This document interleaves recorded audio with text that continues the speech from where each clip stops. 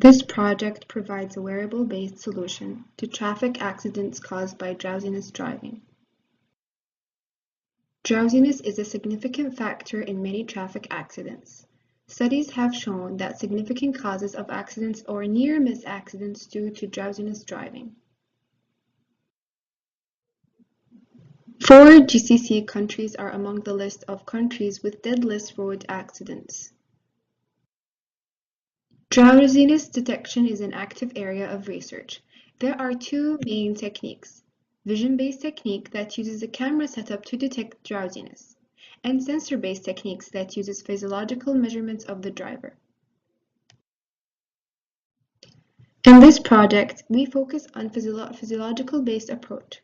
3 popular measures are used in this: HRV, GSR, and EEG. Although both HRV and GSR provide good results, there is no readily available application to use them in this practice. The main motivation of this project is to provide a usable solution that reduces traffic accidents due to drowsiness. The 2 main measures that are used in this project are HRV and GSR. HRV stands for heart rate variability. This is obtained from the heartbeat interbeat interval, also known as RR interval. GSR stands for Galvanic Skin Response, which is measurement of activeness and relaxation of the user. Solutions to drowsiness detection and research is mostly based on recorded data, and there is no real-time solution. In this project, we propose a real-time deployed mobile application that uses data from a wearable device to identify if the user is drowsy or not. The device used in this project is called E4 wristband. It measures both the interbeat interval and GSR. In this project, we developed an Android-based mobile application that interfaces with the E4 wristband. The band internally has a microprocessor, PPG, sensor to measure heartbeat, and GSR sensor.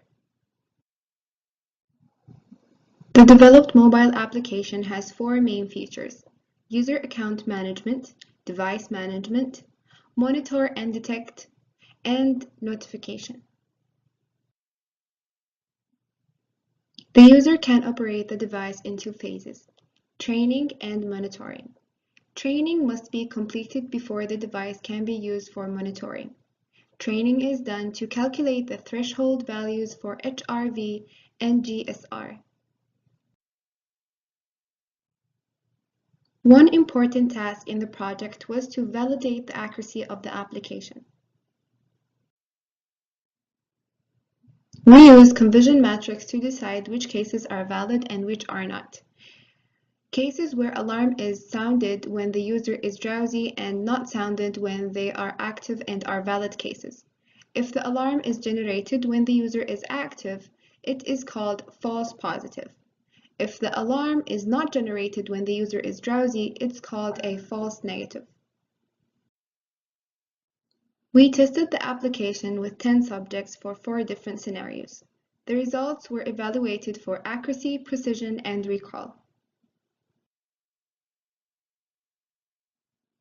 Results for each subject were recorded in the table as shown in this slide. Extracted values are compared with the threshold values, and a decision is made to sound the alarm or not. Out of the 40 data points, 32 were valid. The system showed accuracy of 80%, precision of 97%, and recall 82%. In conclusion, traffic accidents is a major problem in developing countries. It is estimated that quite a few of these accidents are related to drowsy driving. We proposed a wearable-based drowsiness detection application. HRV and GSR are known to be effective indicators for drowsiness detection. The application uses the threshold values to improve accuracy. The application has 80% accuracy with 97% precision. In the future, we want to research the impact of heavy meals and caffeine on the HRV and GSR values. We would also like to allow users to respond to the alarm and learn to return the values based on the number of alarms silenced by the user.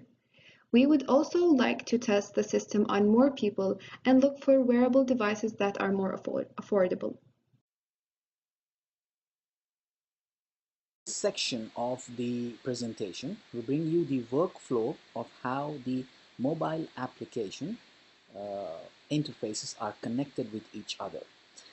Initially, when you open the application, the splash screen appears. The user can start the application by pressing the Get Started button. The user is redirected to the login page.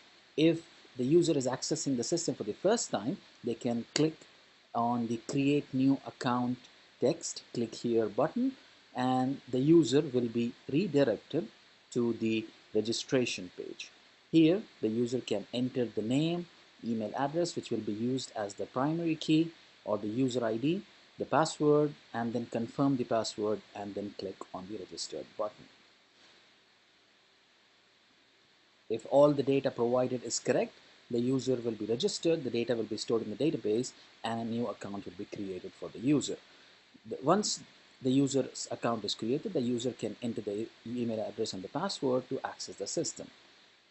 In future, if the user forgets his or her password, they can click on the Forget Password option so that they can retrieve their password. Once the user reaches this screen, they can enter the email address and press send.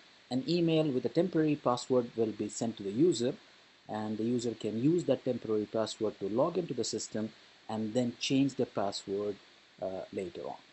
So once the user has his email address and password, they can enter uh, the system by entering the data, the valid credentials, and going into the login page.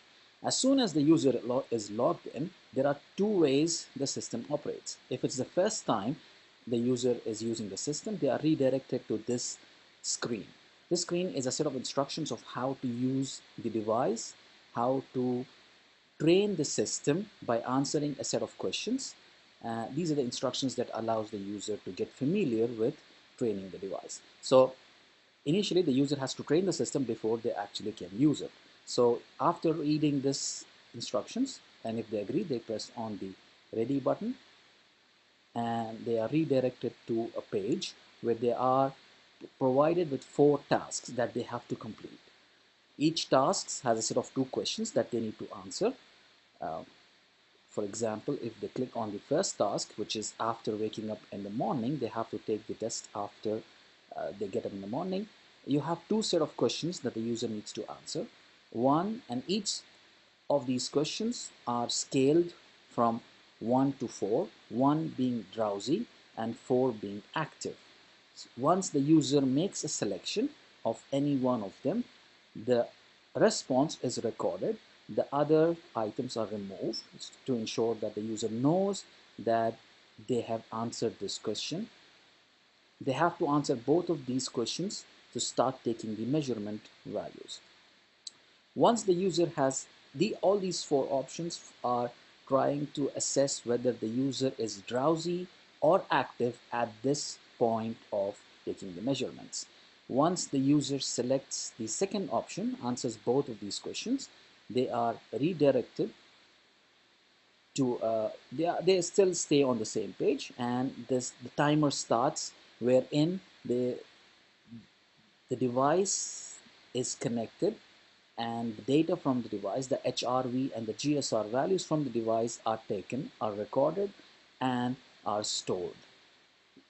This goes on for 40 seconds, so at least 10 valid values are retrieved, an average of those values are taken, and using the formula, the GSR and the HRV values are recorded. Once this is done, the user can press on the submit button, and this data is recorded, and the task is removed from the list. The user has to repeat this process for all these 3 different times of days to record them.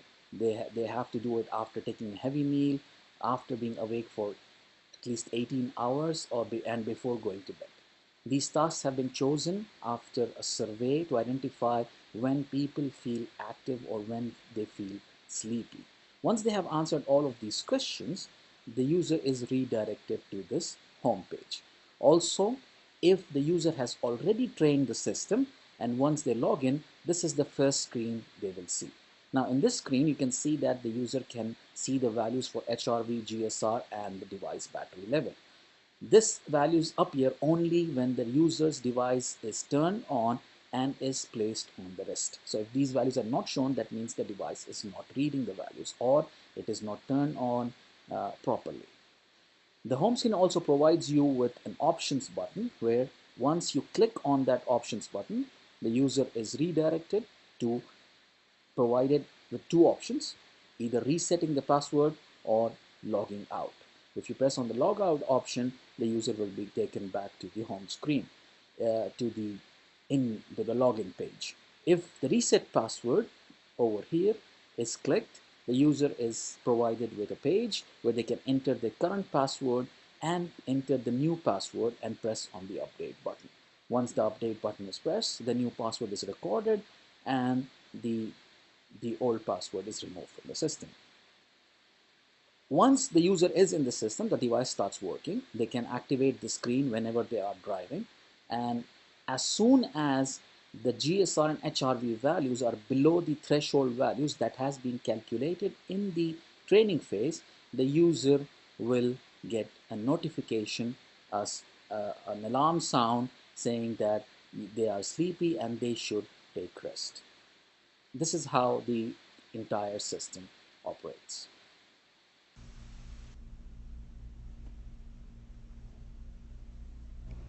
In this video, I'm going to explain how the application works and how it is divided into two phases.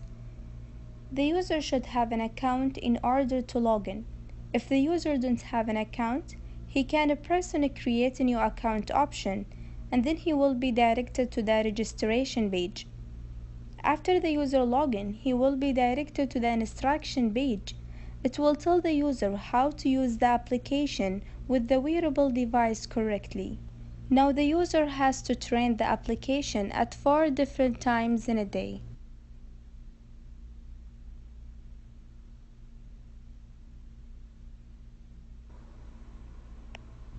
Each measurement has two questions that measure the drowsiness level of the user. If the user answers is 1 or 2, this means the user is not active. The measurement takes 40 seconds. The user should turn the device on. Once it is connected to the application, the counter will start.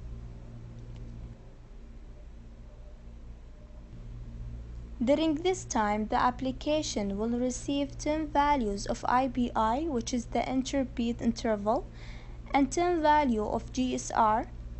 Then the application will calculate the HRV from the received IBI.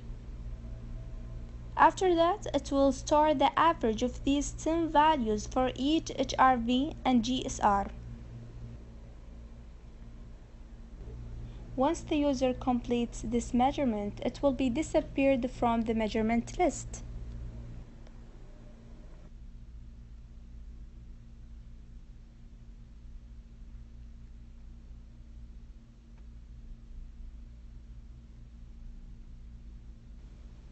Now the user is doing the second measurement.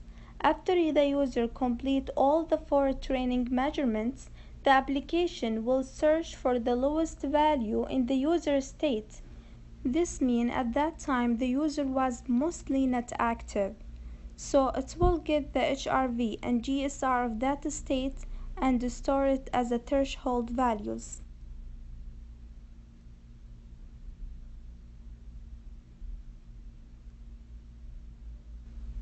Now once the user completed all the 4 measurements, the application will be ready for monitoring the driver while he's driving on the road.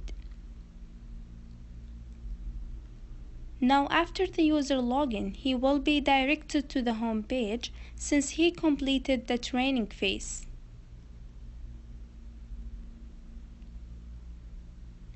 The user should wear the device and activate it to start receiving the readings from the device.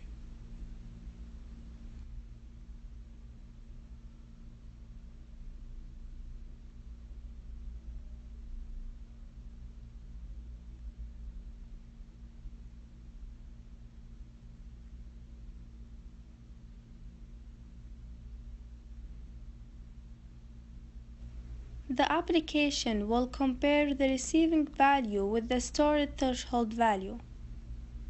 If the values are below the threshold values, a sound alarm will generate. This means a drowsiness is detected. At the home page, the user can reset his password from the drop-down menu. The user should enter his old password first, and then the new one at the next input field. His password will be updated successfully. In this case, the driver is driving after midnight and he feels sleepy. The application detects his drowsiness and generates an alarm to notify him. The user has to respond to the sound alarm, otherwise it will keep on.